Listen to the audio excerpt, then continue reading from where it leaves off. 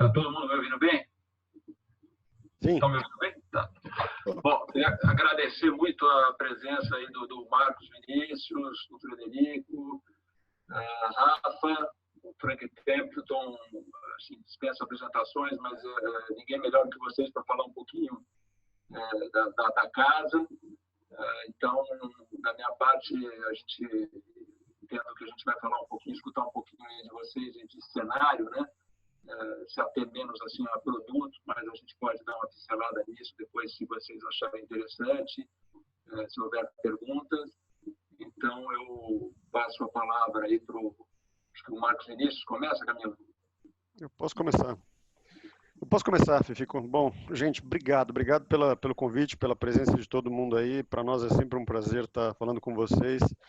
Também é novidade, é óbvio, para todo mundo, né? Isso que está acontecendo agora, fazer o virtual, mas acho que está funcionando bem. E se vocês tiverem qualquer comentário, como a gente falou no começo, entra no chat aí, a gente consegue endereçar também algumas perguntas.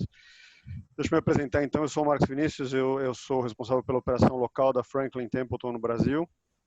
Comigo eu tenho o Rafael Kassab, que é o comercial, né, do responsável por todo o relacionamento com as parcerias, e eu tenho o Frederico Sampaio, que é o nosso gestor CIO de renda variável.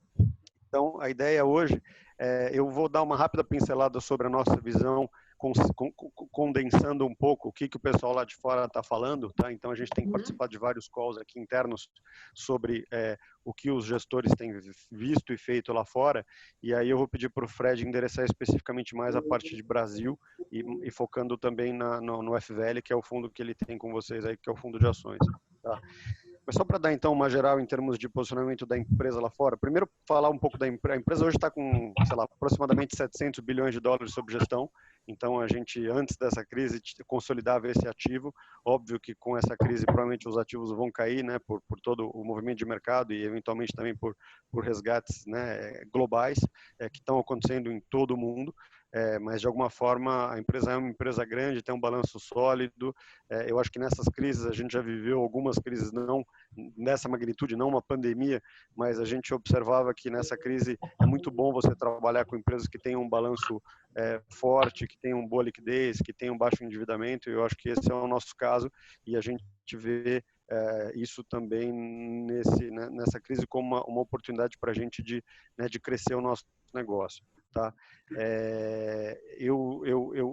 Como eu falei, a gente entrou nessa crise como empresa ao mesmo tempo que a gente tinha uma visão na renda fixa algo negativa. Então eu vou dar uma pincelada sobre o pessoal da renda fixa. O pessoal de ações lá fora, eu acho que não estava com a cabeça tão preocupada. Então os mandatos lá fora, o pessoal de ações, eu acho que está um pouco mais ainda tentando fazer a reavaliação de como os negócios vão andar, né, como que as empresas vão reagir, e aí também olhando muito bottom-up, né, muito setor, muita empresa, fluxo de caixa, balanço, e como cada setor e cada empresa vai reagir. O pessoal da renda fixa, que eu acho que talvez seja uma avaliação mais macro, e aí serve um pouco para a gente se posicionar, o pessoal da renda fixa estava preocupado já com liquidez, então já era uma discussão que a gente vinha vendo desde meados do ano passado. Eu lembro quando eu tive com o Fifico na Expert, a gente conversou longamente até no nosso stand, e eu lembro de ter falado com ele sobre esse problema de liquidez no crédito, que o pessoal lá fora estava bastante preocupado, né? Então a busca por yield desesperadamente, né? O pessoal que não estava conseguindo mais ganhar dinheiro com papel treasury, com papel investment grade, tomou muito risco de crédito em high yield, e isso certamente é um ponto de preocupação grande, não é por outra razão que a gente está vendo esse movimento forte de Fed e a tentativa do pacote do Trump e tal. É óbvio que tem a ver com a pandemia, mas tem a ver também com o estado do mercado, que era um estado preocupante naquela época. Então, liquidez é uma coisa que a gente já estava preocupado e já estava mantendo a carteira mais líquida, tá? Então, é uma coisa que a gente acha que vai nos beneficiar daqui para frente. Então, os mandatos de renda fixa global estão com o que eles chamam de dry powder, né? Eles estão com com caixa na mão, tentando aproveitar o movimento de mercado. A outra coisa que lá fora o pessoal já tinha feito, já estava fazendo, era ter algumas posições em algumas moedas de maior segurança. Então a gente aumentou a posição em algumas moedas como o franco suíço, a gente aumentou a posição em alguns países nórdicos, na moeda dos países nórdicos, então Suécia, Noruega, por exemplo. A gente tinha uma posição maior e tem aumentado a posição também no ien japonês, porque é uma moeda vista como reserva de valor quando você tem crises como essa, sobretudo porque tem muito japonês que tem a poupança fora e quando vem a crise eles repatriam muito. A gente também tinha uma posição no Treasury americano que era uma posição algo vendida, e essa posição é uma posição meio, ao mesmo tempo que a gente acha que o juro não tem muito mais para cair, mas óbvio que quando você tem esses pacotes todos é uma posição complicada porque o juro fica estanque, né? Mas olhando a médio e longo prazo, a gente acha que vai ter um tema fiscal que aí o Fred pode comentar melhor e vai comentar, mas quando a gente sair dessa crise, obviamente os debates fiscais vão ser bastante exacerbados, né? Uma vez que a gente tenha resolvido esses problemas todos, vai demorar um pouco, mas essa posição do Treasury é uma posição fundamental que a gente não vê muito valor em taxa negativa. E talvez a última posição, que aí eu acho que impacta mais o Brasil, a gente tinha reduzido posição em mercados emergentes nos fundos globais, então a gente realizou posição em Brasil antes dessa crise, a gente realizou posição em México antes dessa crise, a gente vinha reduzindo em geral, mas no comentário que a gente escutou a semana passada do Hasenstab, que é o nosso gestor grande de Global Macro, ele tem uma visão otimista de Brasil. Eu acho que aí eu queria acabar esse comentário inicial com essa pincelada, que ele falou o seguinte: olha, dos países que eu olho ao redor do mundo, o Brasil é um dos países que eu acho que pode sair da crise fortalecidos, primeiro porque é um país que já atravessou nos anos, sei lá, de 2012, 13 até 16, 17, um período de crise absurda, que foram os anos que a gente conhece muito bem, né? Os anos Dilma, aquele período que o país teve um crescimento muito negativo e praticamente fora, né? Não aproveitou nada do que a gente viu lá fora. Mas eu acho que o outro ponto que ele levanta muito, ele não vê a possibilidade do país dar um default, né?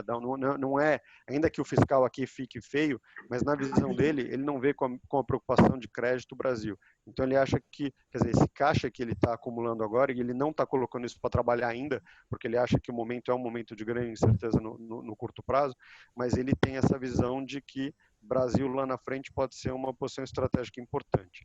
Então, para resumir, o que ele chama dos 4 pilares da carteira dele. Então, o primeiro é alta liquidez, que é uma coisa que ele tem mantido.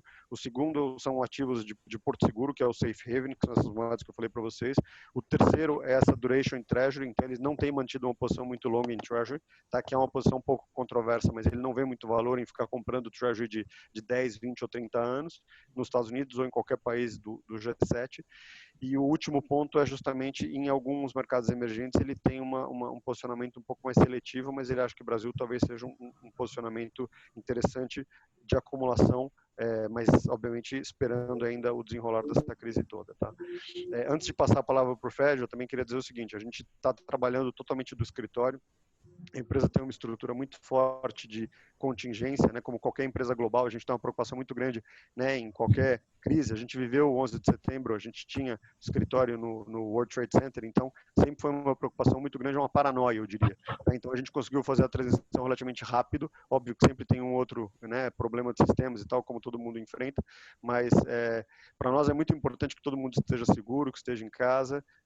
A gente também, obviamente, quer desejar a todo mundo aqui que possa se manter seguro, se manter tranquilo e não seja infectado por isso que está acontecendo. Eu vou passar a palavra para o Fred, aí eu vou pedir para o Fred falar um pouco mais sobre o Brasil e sobre a carteira dele. Fred, com você. Tá. Bom, acho que essa crise, como a gente tinha falado antes, é sem precedentes, né? O desenrolar das coisas foi tão assim abrupto e surpreendente que foi muito difícil você ajustar a carteira em tempo suficiente para proteger de tudo que aconteceu. Acho que dá para falar que foi... a gente basicamente viu que o mercado começou a ter um desempenho mais forte de queda na saída do carnaval, né? Então começou com uma coisa que parecia ser, pelo menos a nossa leitura inicial, que era uma epidemia como as outras, como foi a SARS, como tinham sido as epidemias anteriores, e que seria uma coisa mais temporária, que não teria tanto impacto na parte econômica e que o mercado não estaria falando disso pouco tempo depois. Acontece que os eventos foram surpreendendo ao longo dos dias. Eu acho que a gente aqui tinha uma visão um pouco mais, sei lá, positiva do que seria a epidemia, só que outros eventos acabaram acontecendo no meio do caminho, né? Então, primeiro, a gente começou a ver que a epidemia não era tão bobinha assim, era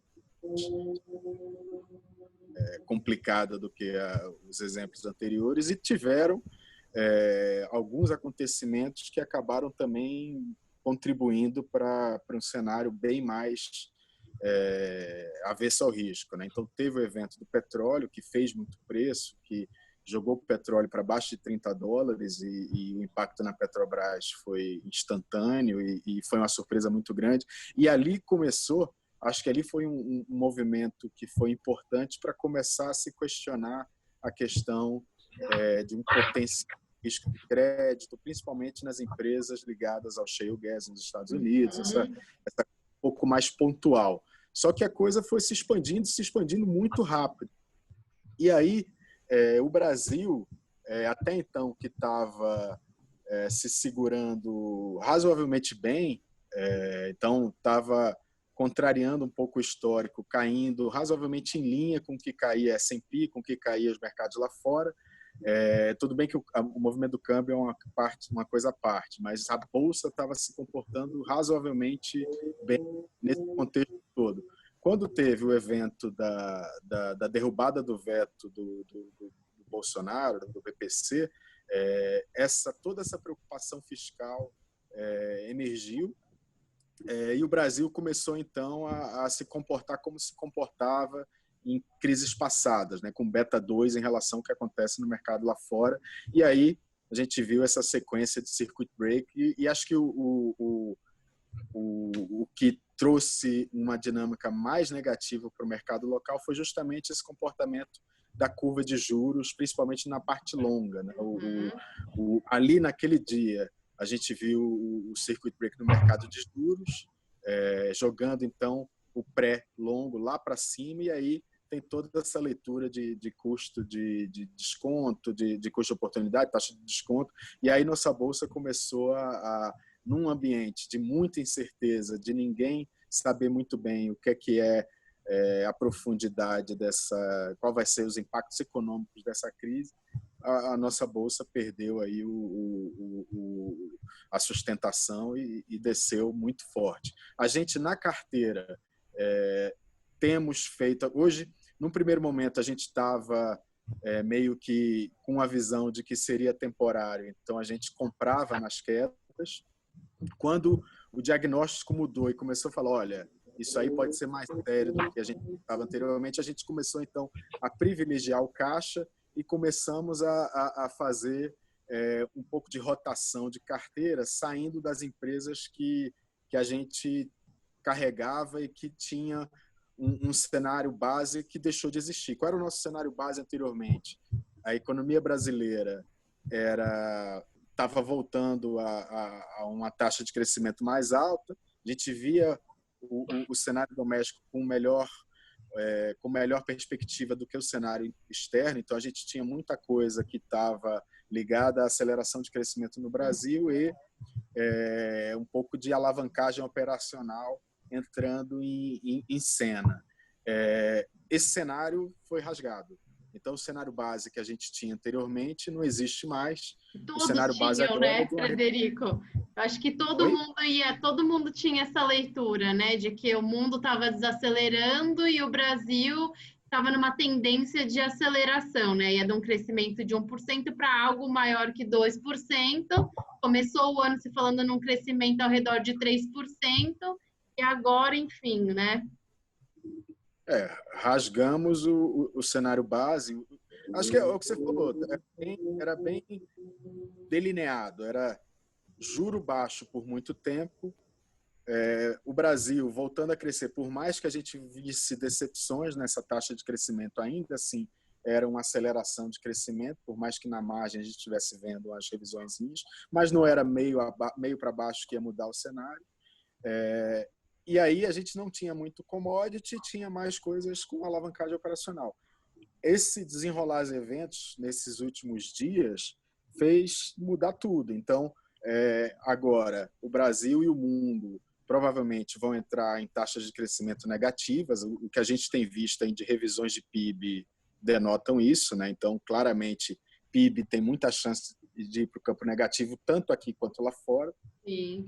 Taxa de juros de curtíssimo prazo caiu mais e provavelmente vai continuar caindo mais, só que a curva longa, a curva em função da resposta a tudo isso e o fato numa coisa mais particular de Brasil. A gente tem um governo que não tem base, que não consegue impor a pauta que ele quer no Congresso, então a gente vai ficar um pouco que a reboque da vontade do Congresso e numa ocasião como essa, que já tem um embasamento teórico de abrir a torneira de gasto, a gente ainda vai ter uma torneira que é aberta pelo Congresso e não com o controle do governo. Então, provavelmente, a questão fiscal vai voltar à cena e o que a gente está vendo na curva de juros é uma resposta a esse novo cenário, que não é um cenário só no Brasil, né? Diga-se de passagem. Todo mundo vai entrar com pacotes de ajuda, né? De alguma forma é a coisa de jogar dinheiro pelo helicóptero e dar cheque para a população para tentar que no nosso caso é um pouco mais preocupante por conta, né, da trajetória que a gente estava trilhando, acho que de equilíbrio fiscal.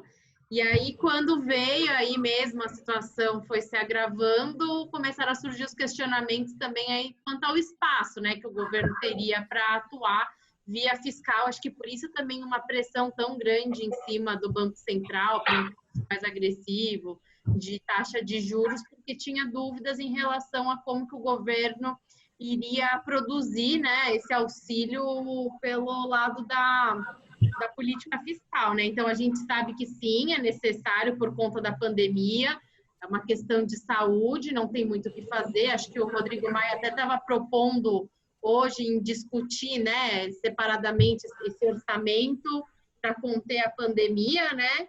Um orçamento mesmo que o governo estava organizando em relação à crise fiscal que viveu nos últimos anos. Então, a situação acho que é delicada, tem sim uma preocupação do mercado, apesar da gente entender toda essa necessidade do auxílio, tem a preocupação de como que vai ficar a situação médio e longo prazo, né? Por esse custo que vai ser gerado, né? Então, a gente vê a atuação por parte, inclusive, dos governos na Europa que, desde a crise soberana, não estavam atuando via fiscal, né? Então, enfim, essa situação acabou exigindo esse esforço por eles também que tenham trauma por conta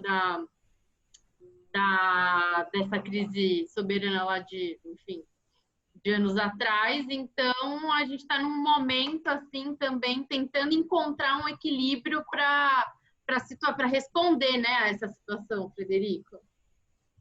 Sim, acho que isso a gente vai ter uma ideia mais clara nesses próximos dias, né?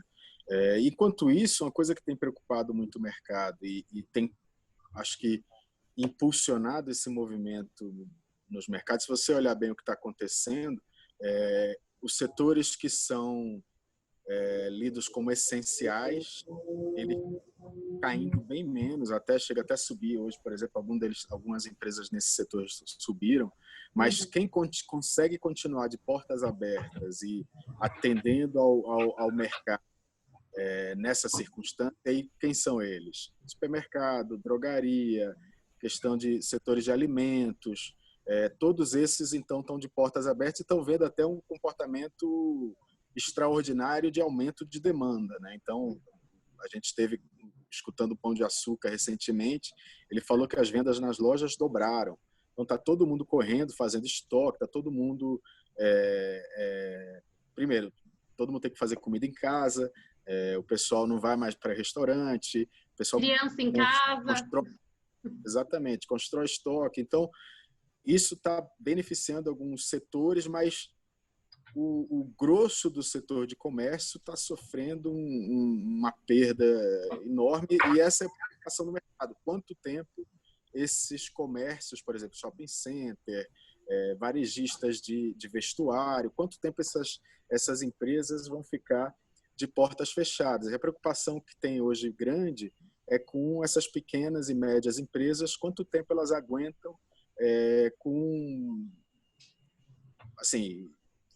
com as portas fechadas e quanto tempo que isso vai ficar, né? Então, essas são as grandes dúvidas que estão hoje no mercado. E nesse ambiente de incerteza, está acontecendo no mercado. Abre as oportunidades dessas incríveis movimentos de preço que realmente só numa situação como essa, como a crise de 29, eu acho que esse aqui já tem proporções ainda maiores do que a crise anterior lá de 2008. Então, só num ambiente como esse a gente vê então, que as pessoas estão preocupadíssimas com caixa, em privilegiar caixa, e hoje estão fugindo dessa incerteza, que a única certeza que eu tenho é que isso não vai durar para sempre, mas quanto tempo vai durar? Uma pergunta que ninguém... A pergunta que ninguém sabe responder. Eu acho que eu entendo um pouco do seu ponto, que é o que eu converso sempre com o Rodrigo Moliterno, nos vídeos que a gente produz pela Veda, que a gente entende que realmente, assim, quando a gente olha para o mercado de ação, vamos focar, né, nesse mercado, não estamos falando de câmbio, de juros, de tesouro, nada.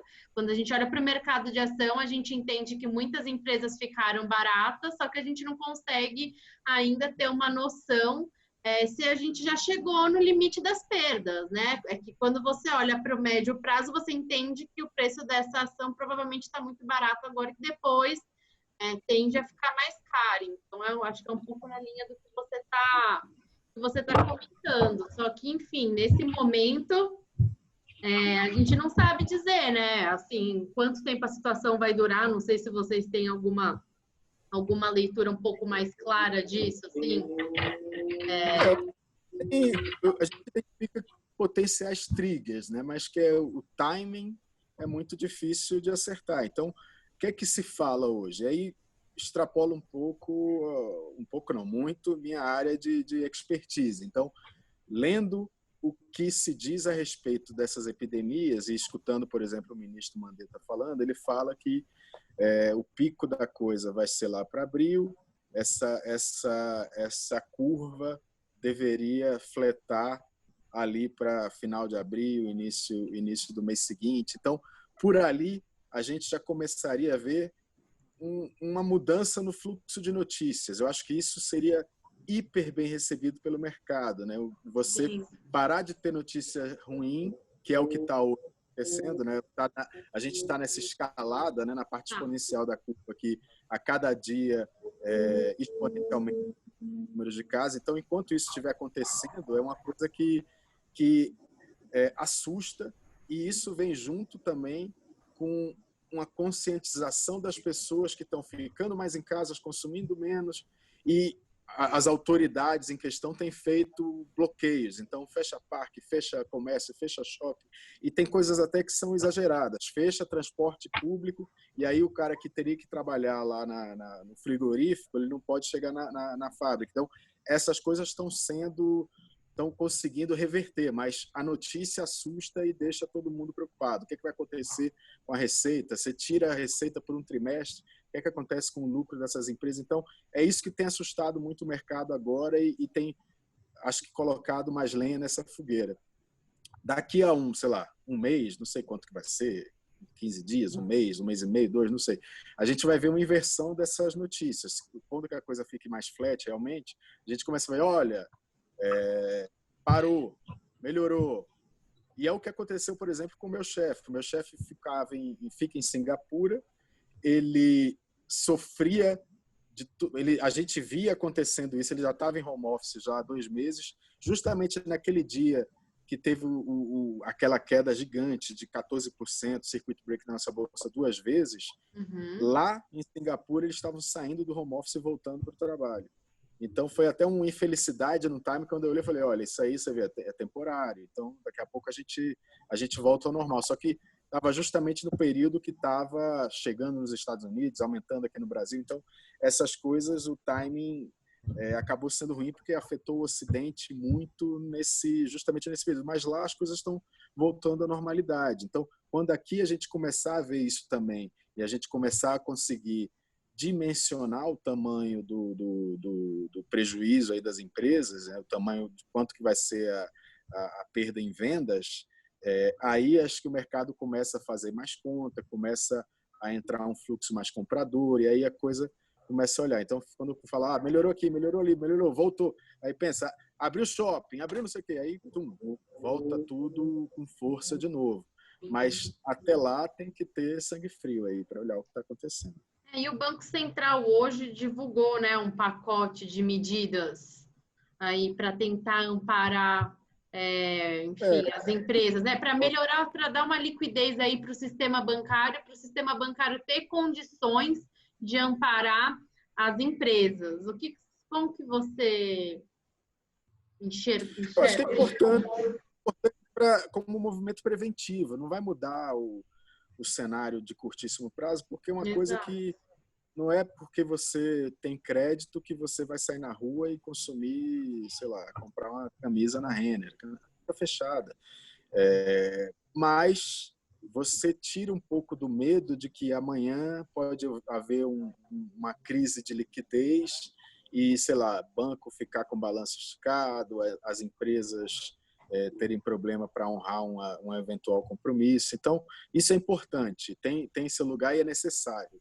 Sim. Mas não é isso que vai fazer o mercado voltar. Acho que só basta ver o que aconteceu com os Estados Unidos. Eles anunciaram os pacotes enormes, né? Assim, o Fed fez aquele corte injetando no domingo e cortou o juro para zero praticamente, e o mercado desabou no dia seguinte. Por quê? Porque não é isso que vai mudar o curto prazo. E até passa a mensagem, olha, realmente o negócio é sério mesmo. Então foi isso que foi a leitura naquela ocasião. Mas é importante e é necessário, tem que fazer.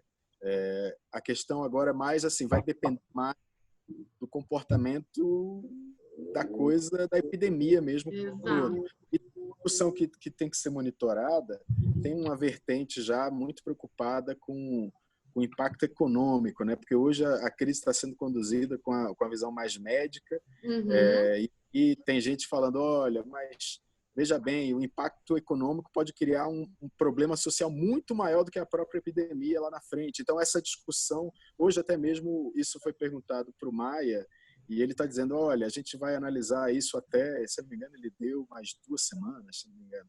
A gente vai carregar isso aí por mais 2 semanas e a gente vai revisar essa questão daqui a 2 semanas. Talvez essa conscientização aumente muito, mas está muito cedo, ainda falta um pouco ainda para a gente ter uma noção mais clara das coisas. Acho que tem perguntas no chat, só para aproveitar aqui. Acho que o Flávio tem feito algumas perguntas aí, Fred, não sei se você consegue enxergar. Eu não consigo ver as perguntas. Acho que ele está, resumidamente, ele levanta um ponto para você, que é a questão dos mecanismos de transmissão e, sobretudo, para pequena e média empresa, falta de indicadores sobre liquidez, capacidade de planejamento, se existe algum segmento que faça um acompanhamento melhor dessas pequenas e médias e se é aí que está o maior risco de crédito. E a segunda pergunta que ele faz, na verdade, é um comentário. Ele faz um comentário. Fico, eu estou fazendo a tua aqui também, tá? Desculpa aí que eu estou mas ele está falando sobre os instituições de controle, TCU, Controladoria Geral da União, se esse pessoal pode obstar o fato do executivo querer gastar. Ele meio que discorda um pouco de você, que ele acha que o executivo não está necessariamente oposto ao legislativo, mas ele vê objetivamente algumas instituições, judiciário, TCU, CGU, como obstáculos para isso. Então, uma é de PME e outra é sobre órgãos de controle. Assim, um dado que vai dar o pulso online desses segmentos, não temos, né? O que a gente tem assim, dados de sondagem de bancos que eles passam para a gente ainda não oficialmente, e ainda é muito cedo para dizer o tamanho do impacto, e principalmente dessa granularidade, se é pequena, se é média. Isso é muito difícil de pegar, mas intuitivamente falando, a coisa realmente é muito mais complicada para os menores, né? Porque o bolso é bem menos fundo do que as grandes empresas, as empresas listadas. É uma coisa que a gente não tem esse dado, mas imagina que para o pequeno e médio a situação é muito mais crítica. A gente vê, assim, fatos isolados, assim, amigo que tem franquia, que fala que está cheio de estoque e oferece nos grupos de chat, nos WhatsApps da vida para tentar vender aquele zerar o estoque. Então você vê como é que a coisa está complicada nisso aí, mas ainda não tem um dado. Os números que a gente escutou, mas não é de pequena e média, é um número mais agregado, é que vendas em março caíram 17%, vendas no varejo.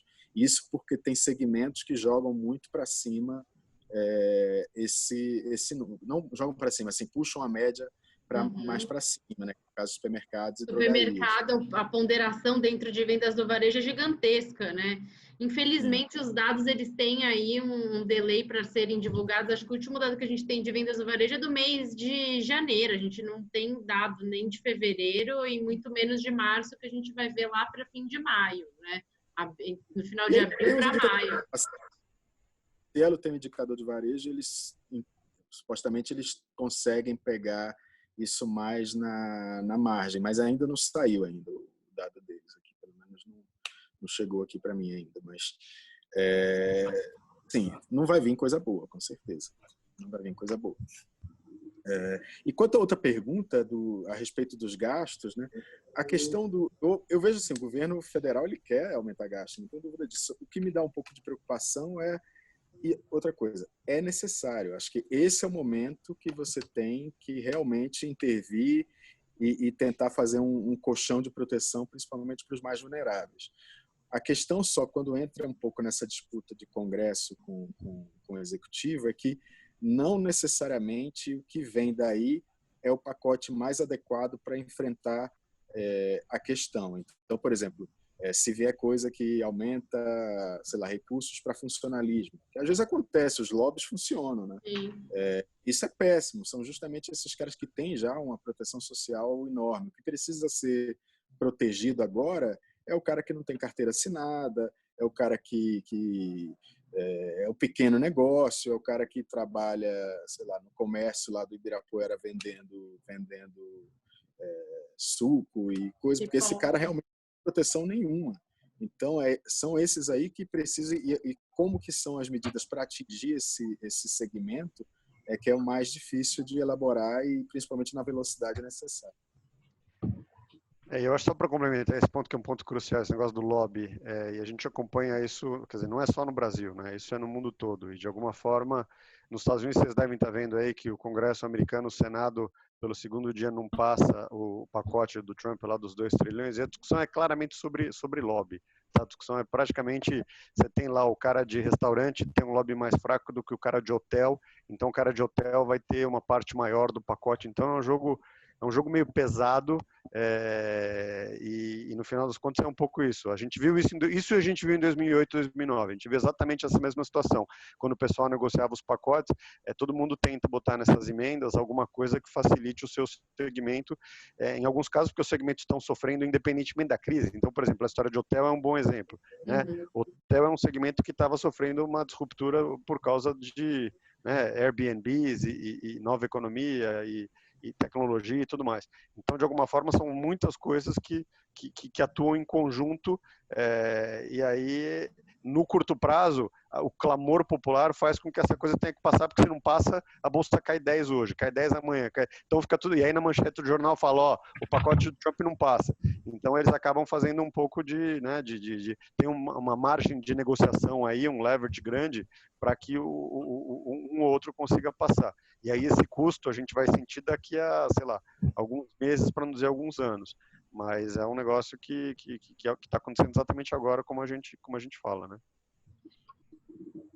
Falando aí, você estava comentando agora dos Estados Unidos e do Trump, você vê, a gente tem que lembrar que também existem alguns outros assuntos em paralelo, né? Tem, lógico, que o assunto do momento e do ano é o coronavírus e todos esses estragos, mas como que você vê esse coronavírus para essa reeleição do Trump, Marcos?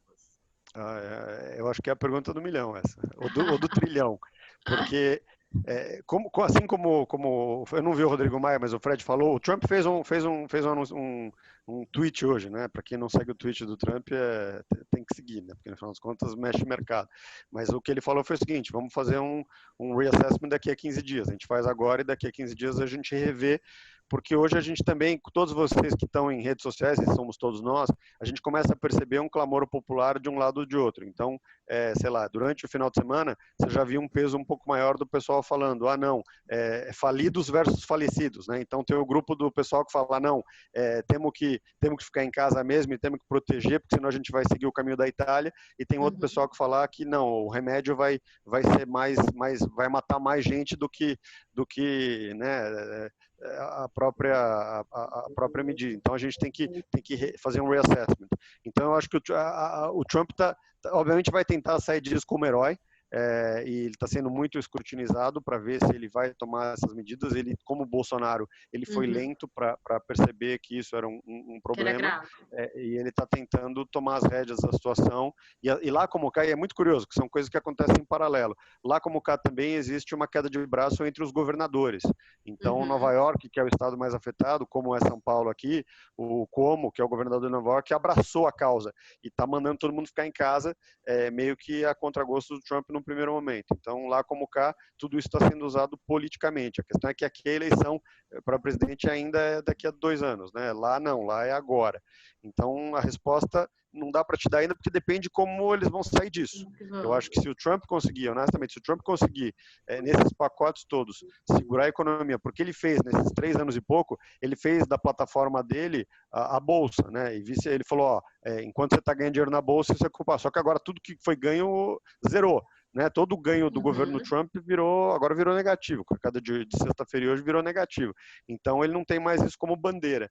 Eu acho que de alguma forma ele vai tentar reverter isso. Se ele não conseguir reverter isso, ele vai sofrer uma pressão muito grande, porque o fato dele ter comido bola, entre aspas, já está pesando contra ele. Aí a gente tem que acompanhar os veículos de mídia também para ver quem abraça, quem não abraça, e sobretudo para ver os muros, né? Para ver aqueles, porque o New York Times sempre vai ser contra, o Wall Street Journal muitas vezes vai ser a favor, mas daí você tem que ver, sei lá, em alguns estados, sobretudo aqueles swing states, né, que são os estados que definem a eleição, aqueles que são ora republicanos e ora democratas, como que está a popularidade dele. Eu te diria que hoje a reeleição dele está muito em risco, como não estava no começo do ano. No começo do ano era meio pulo de 10 que ele ia se reeleger, era muito difícil, não encontrava, inclusive, do outro lado era o Bernie Sanders, que era um cara socialista, não tinha muita chance. Agora que botaram um cara mais moderado, que é o Biden, eu acho que a reeleição do Trump está mais sob risco. Então ele vai jogar tudo, mas tudo que ele puder mesmo, 2 trilhões, 5 trilhões, ele vai botar a casa, né, o mundo, para tentar segurar isso. Que para curto prazo, para o mercado, pode ser até uma coisa boa. Eu não vi. Aqui, ó, que ele falou do vice. Trump ao colocar o vice como coordenador. O Mike Pence não está muito ativo, tá? Ele colocou o Mike Pence, mas o Pence, na verdade, não está muito na linha de frente. Quem está na linha de frente é um cara chamado Anthony Fauci, que é o médico, que é o Mandetta americano. Então, se você acompanha todas as mídias lá, desde a CNN, a Fox News, então, quem aparece mais é o Fauci, que é um cara, que é um médico que viveu, um cara já tem quase 80 anos, um velhinho muito bom, muito sólido, e ele, na verdade, botou ali de frente. O Pence, inclusive, acho que também foi infectado ou estava fazendo exame porque tinha risco de ter sido infectado, e eu acho que o Pence não está mais na linha de frente, não. O Pence, inclusive, tem sido muito questionado porque ele também comeu bola lá atrás, no estado dele parece que teve alguma questão de, se não me engano, de AIDS, e ele também tem uma questão de ideologia e tal, e ele não foi um cara tão ativo, tá? O Fauci não é candidato, o velhinho não é politicamente viável, não é mesmo, mas o Trump é o candidato, não tem sucessor. O Trump é candidato, não tem como ele abrir mão. Então, o Trump não existe quem tire o Trump da candidatura hoje, a não ser que ele morra, mas ele é o candidato. Mas uma coisa que eu queria saber... Prazo, ele está agora em novembro. Uma coisa que eu também queria comentar com você, aproveitando essa linha aí que a gente está tentando falar de outros assuntos dentro do mundo, porque o coronavírus já é o mundo, né? Vamos tentar abordar algumas outras questões. Essa desavença, Arábia Saudita e Rússia para o preço do petróleo. Era para ter acontecido alguma reunião no dia 18, não aconteceu, eles ainda não chegaram num acordo. Como que vocês estão trabalhando aí com essa questão do preço do petróleo? Acho que o Frederico comentou também, né, disso daí por conta do afrouxamento monetário nos Estados Unidos, que tem essa questão aí por trás também de prover liquidez para as empresas desse setor, os bancos, né, que estavam fornecendo liquidez para as empresas desse setor. Vocês podem abordar um pouco melhor essa questão? Assim, de novo, né, tem dois momentos, né, nessa análise. Quando teve o primeiro evento, né, que teve o anúncio, o petróleo despencou, minha primeira leitura foi, olha, isso aí é um perde-perde para todo mundo, uma briga política e uma queda de braço não é sustentável, eles vão ter que, de alguma forma, sentar de novo na mesa e chegar num acordo. De alguma forma. É o clássico dilema dos prisioneiros que todo mundo sai perdendo. Só que, aí até a gente não tinha Petrobras, a gente foi muito, no relativo, beneficiado por isso, a gente acabou não sofrendo naquele evento. E aí falou, olha, eles vão chegar num acordo, a coisa ainda parecia ser uma coisa circunscrita, esse medo, né, começou o medo de recessão e principalmente balanço de shale gas. Esses caras vão sentar e vão chegar num consenso, porque isso aí é uma queda de braço mais política do que qualquer coisa. Minha leitura agora já é um pouco diferente, tá? Eu acho que isso, provavelmente eles vão sentar, Estados Unidos vai vir, está fazendo força para a coisa entrar nos trilhos mais uma vez. Até no dia que isso foi anunciado, o petróleo teve uma reação super forte, subiu mais de 10% lá fora. Só que mesmo assim o mercado caiu, inclusive a Petrobras, ela caiu menos, mas caiu. Então, isso deixou de ser uma coisa de shale gas, passou a ser uma preocupação disseminada em todos os setores.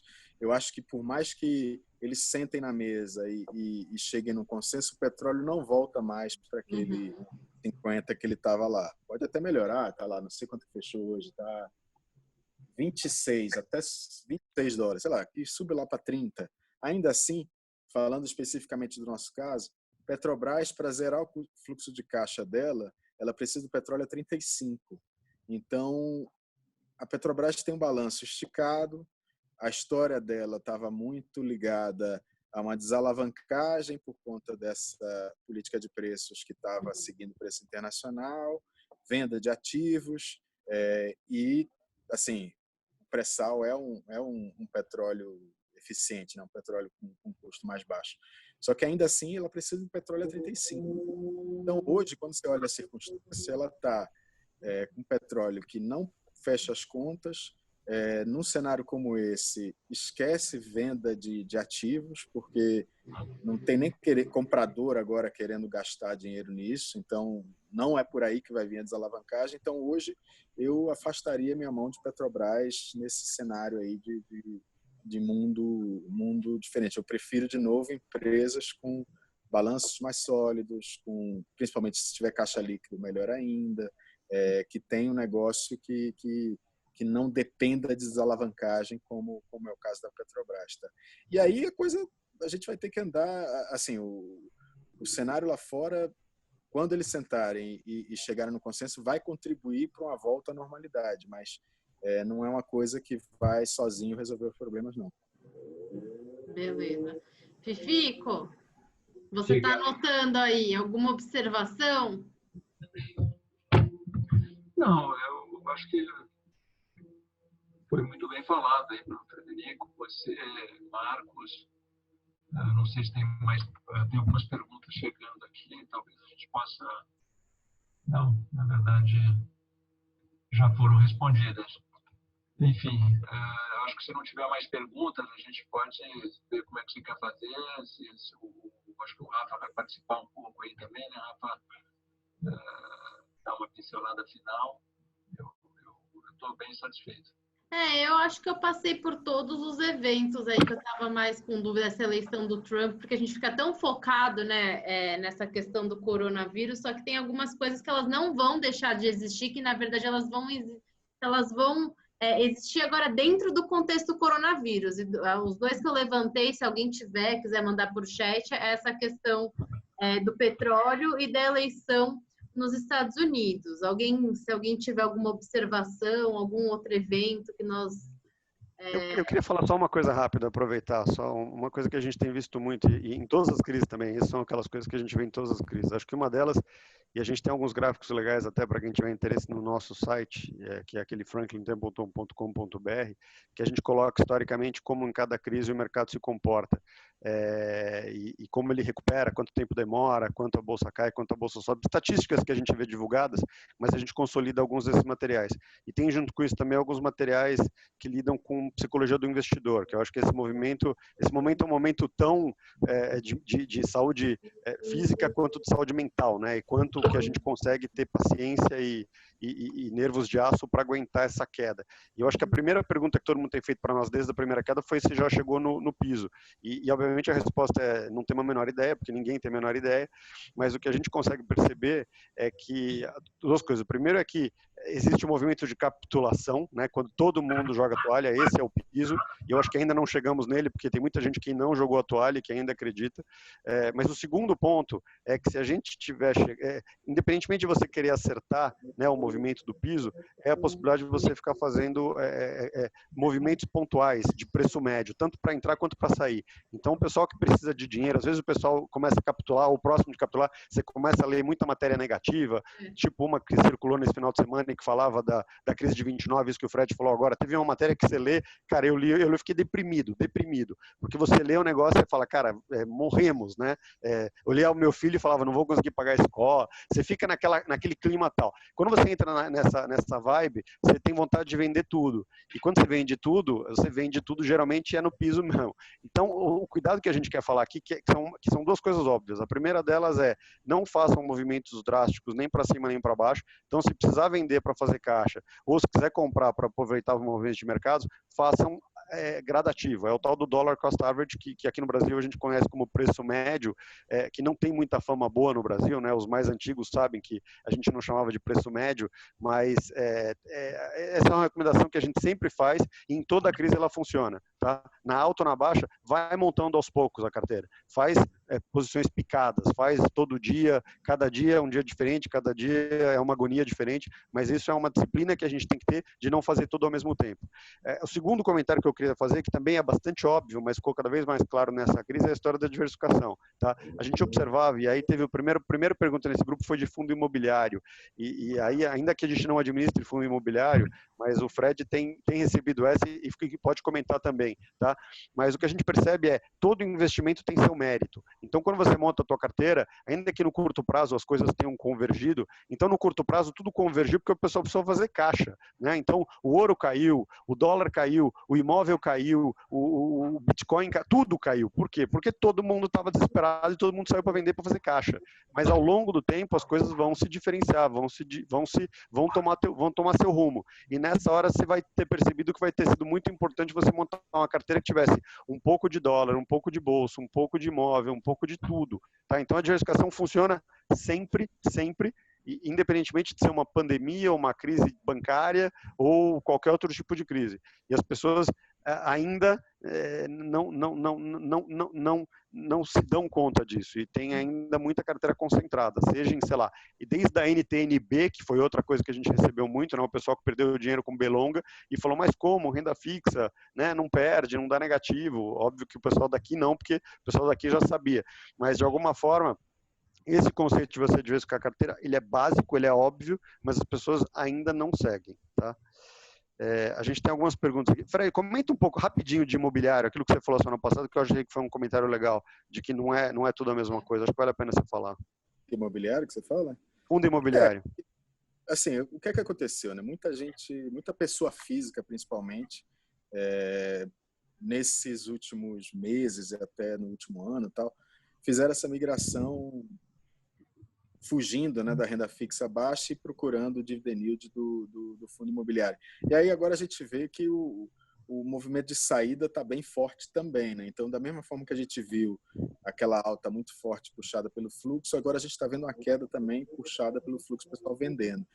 Só que não dá para colocar tudo numa cesta só, né? Então, fundo imobiliário tem que olhar muito não dá para colocar todos como se fossem iguais, depende muito da natureza do crédito que tem lá dentro. Então, se você pensa num fundo que, sei lá, ele tem a base de ativos dele ligada ao pagamento de aluguel dos shopping centers, esse cara é uma situação mais complicada, o shopping está fechado, vai ficar quanto tempo fechado? Ninguém sabe. Então, é um risco de crédito que aumentou.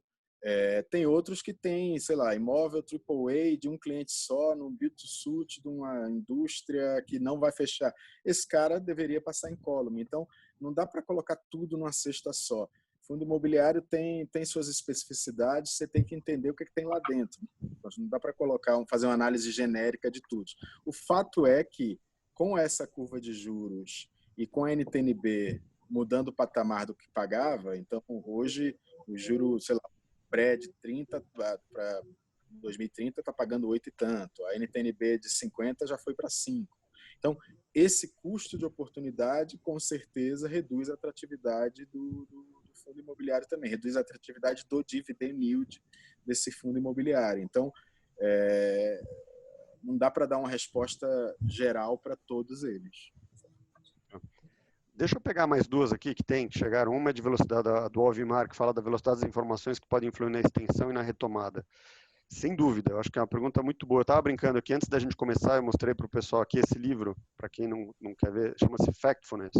Tá? E eu realmente recomendo, porque é um livro, sei lá, é o melhor, segundo o Jamie Dimon, do JP Morgan, um dos melhores livros que ele já leu, Bill Gates, um dos melhores livros que ele já leu, e é um dos melhores livros que eu já li também. E aí você vai rever e ele fala um pouco sobre riscos e ao mesmo tempo ele brinca. Ele é um livro que tem uma pegada muito positiva, tá? E ele fala um pouco sobre como as pessoas às vezes fazem uma leitura errada da estatística. E uma das coisas que ele traz aqui, que eu acho curiosa, e eu estava abrindo aqui, ele falava um pouco sobre pandemias. E ele pegava da febre suína, da gripe suína.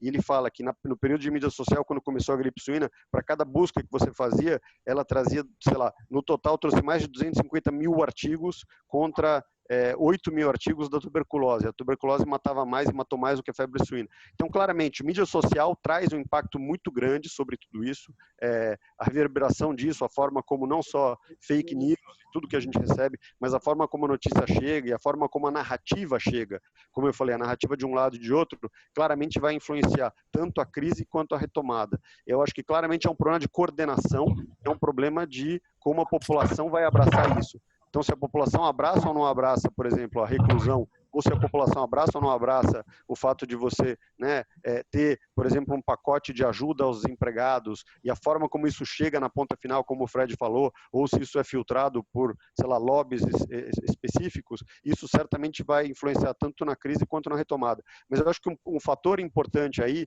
e o Fred também falou sobre isso, é que a gente tem uma variável de controle já, que é a China. Né? Então, a gente vê isso acontecendo na Ásia. A Ásia já está saindo disso e, de alguma forma, o que refletiu o PIB da China nos próximos meses, eu acho que pode ser um pouco o que a gente está monitorando agora. Né? Você percebe que é uma cadeia. A Itália, depois de 2 semanas nos Estados Unidos, depois de 2 semanas no Brasil. Então, de alguma forma, e toda a discussão tem sido a história do achatamento da curva, né? O famoso achatamento da curva. Se vocês pegarem a televisão, você assiste a TV francesa, italiana, japonesa, todo mundo fala a mesma coisa. É o tal do achatamento da curva, que é o problema do sistema de saúde.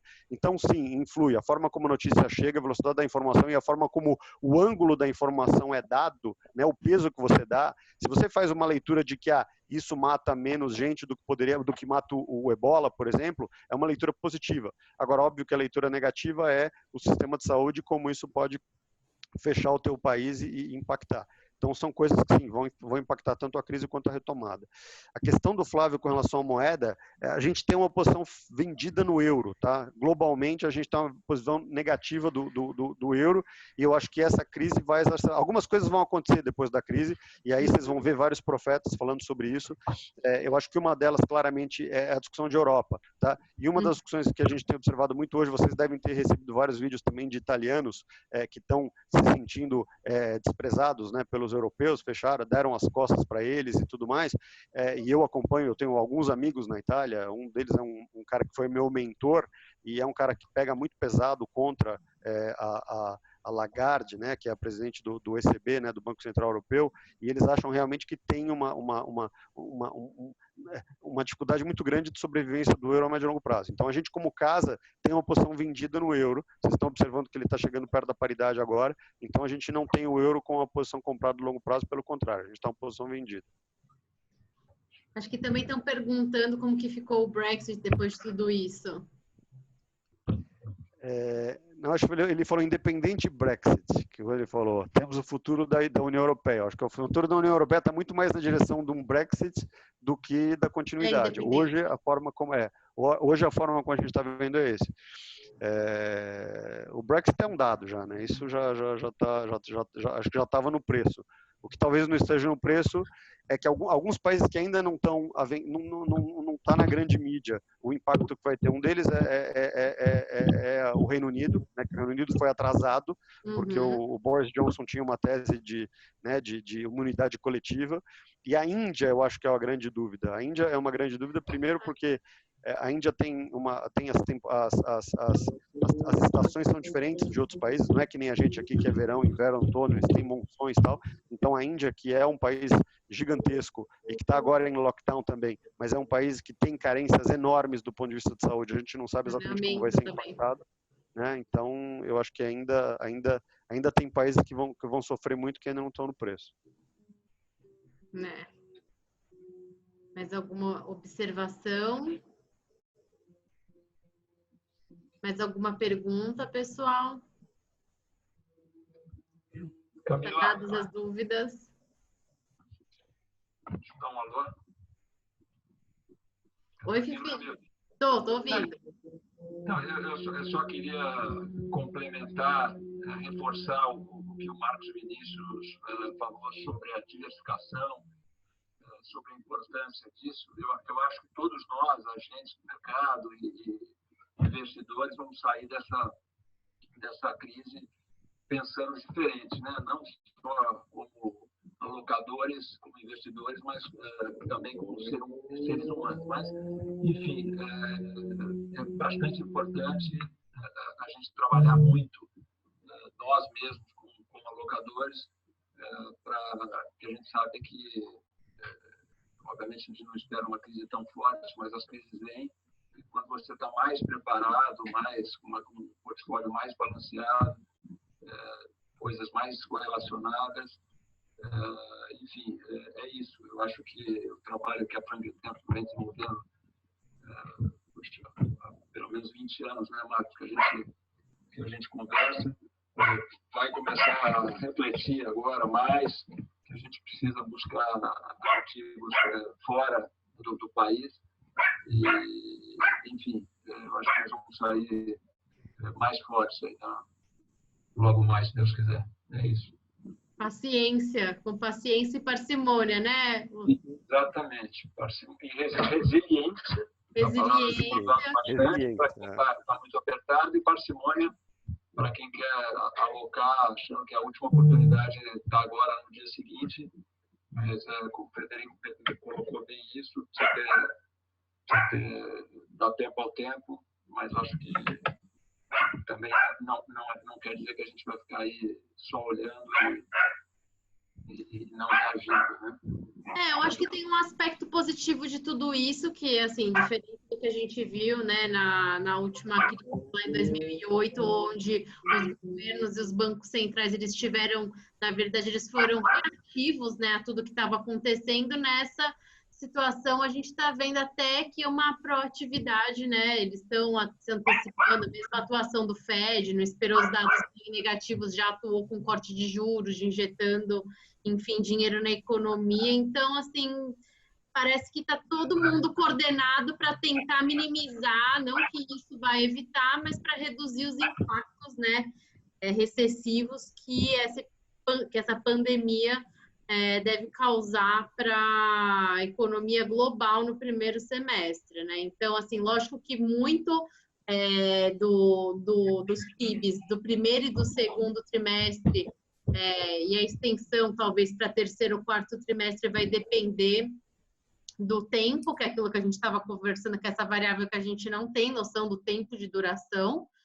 Então, enfim, a gente sabe que essa quarentena, agora aqui no Brasil, vai ter um impacto que, principalmente para o setor de serviços, que é irrecuperável, não tem como voltar atrás, você não tem como colocar alguém de novo sentado no avião, alguém de novo lá no hotel, ocupando o hotel. Então isso não vai ser recuperado, diferente, de repente, de uma produção industrial, enfim. E agora, realmente, assim, acompanhar o noticiário, mas com cautela, porque, como a gente estava comentando agora há pouco, o fluxo de notícia é gigantesco, E a gente sabe que quando a notícia é negativa, ela é ainda mais alarmante, mas a gente tem que ponderar aí os fatos também que estão sendo divulgados. Em relação a produto interno bruto também, a mídia está explorando muito esse assunto, né, do PIB do Brasil, que não ia crescer, agora que vai cair 3%, que vai cair 10%. Cada hora a gente vê um número. E eu tenho conversado, lógico que a gente tem acompanhado dos bancos lá fora, né, Marcos e Frederico, acho que vocês também, né, pessoal, todo mundo falando de uma contração do PIB em 2020 no Brasil, tem alguns bancos-chave comentando isso, só que é um pouco do que a gente está falando, vai crescer 2%, a probabilidade de crescer 2% é menor agora. É muito mais provável que fique mais próximo de 0 do que mais próximo de 2. Mas isso daí vai depender da extensão da epidemia, né? A gente ainda não tem uma noção do quanto esse tempo, do tempo que vai durar e entender como que essas reformas que o governo... Reformas não, desculpa. Como essas medidas que o governo adotou e que deve adotar mais algumas nas próximas semanas, e também o Banco Central, que pode cortar, inclusive, juros aí nas próximas semanas, tem uma pressão em cima do Banco Central para ele voltar a cortar a Selic, e o mercado projetando, o Focus ainda não está retratando isso muito bem, mas a expectativa aí dos analistas é de que a Selic fique próxima de 3% no final desse ano. A gente tem que entender também como que essas medidas vão bater na economia quando esse período de quarentena acabar. Então, vamos ter parcimônia com as notícias que a gente está digerindo, né, nesses dias, e é isso, que um pouco do que o Luiz falou, evitar também as decisões precipitadas quanto ao portfólio, entrar em contato com o seu assessor, e está todo mundo disponível para tirar dúvidas e trocar ideias. É isso. Considerações finais, Marcos, Frederico? Eu queria só fazer um comentário bem, sei lá, eu gosto, nessas horas eu gosto de ficar lendo esses livros de história, porque eles contam, e as histórias se repetem, tá? Elas se repetem muito. E aí uma clássica que a gente viu acontecer do nosso lado, a empresa chama-se Franklin Templeton porque é uma fusão da Franklin com a Templeton. E a Templeton era uma empresa de um cara chamado John Templeton, que vendeu a empresa em 92 por 800 milhões de dólares, mas foi o cara que criou um império. Ele era o Warren Buffett do pós-guerra, tá? Só para dar uma ideia para vocês. E no pós-guerra, no pós-segunda guerra, em 1945, 46, ele montou uma carteira, se não me engano, tinha 90 ações, todas elas abaixo de $1, e ele comprou lote dessas 90 ações. Então, se é fato que a gente está falando, que a gente vai chegar num período dramático, e provavelmente a gente ainda não chegou no pior da crise, né? Ela vai se aprofundar ainda mais com o número de mortes, com tudo aquilo que a gente está lendo em jornal, mas isso pode dar uma chance gigantesca para quem tem esta liquidez e a possibilidade de montar essa carteira para longo prazo, de entrar em negócios extremamente baratos, né? Empresas que têm, por exemplo, um caixa líquido muito maior do que elas estão sendo cotadas em bolsa, que é o caso da Franklin, por exemplo, é o caso da nossa empresa, mas tem muitas outras no Brasil e fora do Brasil, e a possibilidade de você montar uma carteira de ações olhando para isso, e aí você pode fazer com um gestor ativo, você pode fazer com ETF, você pode fazer de várias formas, tá? Você pode montar direto com o teu assessor, você compra as ações, né? Você tem que ter um pouco mais de seletividade para evitar aquelas que vão quebrar nessa crise, mas esses momentos são momentos em que você consegue se diferenciar como investidor. Eu acho que está te dando uma oportunidade gigantesca, olhando a médio e longo prazo, né? A gente vai sobreviver, a gente vai passar por isso. Essas pandemias, elas têm característica de duração curta, tá? Então a gente não está falando, uma pandemia não dura 2 anos, diferente de uma guerra. Uma guerra dura, sei lá, 100 anos, né? Pode durar 100 anos. Uma pandemia não dura 100 anos. O vírus vai morrer antes disso. O teu sistema imunológico vai dar conta disso. Mas a discussão aqui é clara. Ou seja, se você tiver um pouco de paciência e sangue frio, e a questão chave é essa, se você não tiver sangue frio, procura o teu assessor, pede para ele te ajudar a administrar o teu ânimo, né? Porque é uma questão justamente, o teu maior inimigo é você, o teu maior inimigo é o espelho, porque você não aguenta a queda, mas se você tiver esse sangue frio, gente, é uma hora para fazer dinheiro. É uma hora para fazer dinheiro. Fred, quer complementar? Não, acho que você cobriu bem aí, acho que esse é um momento de oportunidade, sem dúvida, né? Sem dúvida. É aquela coisa, você não vai acertar o low, não vai acertar perfeitamente aquele momento que vai estar na mínima. E aí tem a famosa e velha frase, né, que você tem que ser audacioso, greedy nesses momentos que está todo mundo fearful, né? Você tem que estar... e esse claramente é um momento que está todo mundo em pânico, vendendo, e aí tem muito movimento técnico nesse mercado, né? Então o cara que é hedge fund, tem chamada de margem, é obrigado a reduzir risco, aí ele vende, não importa o preço que está. Então é um momento assim e é difícil você saber até onde vai.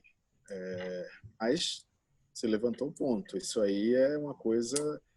A epidemia não vai ficar aí... Daqui a um ano a gente não vai estar olhando isso mais. Então, a questão é olhar daqui a um ano o que é que você quer ter, quais são os negócios que você quer ter. É isso que a gente tem feito na carteira. A gente tem tentado olhar, olha, tem coisas que eu achava ótimo lá atrás, agora eu já não acho tão brilhante assim.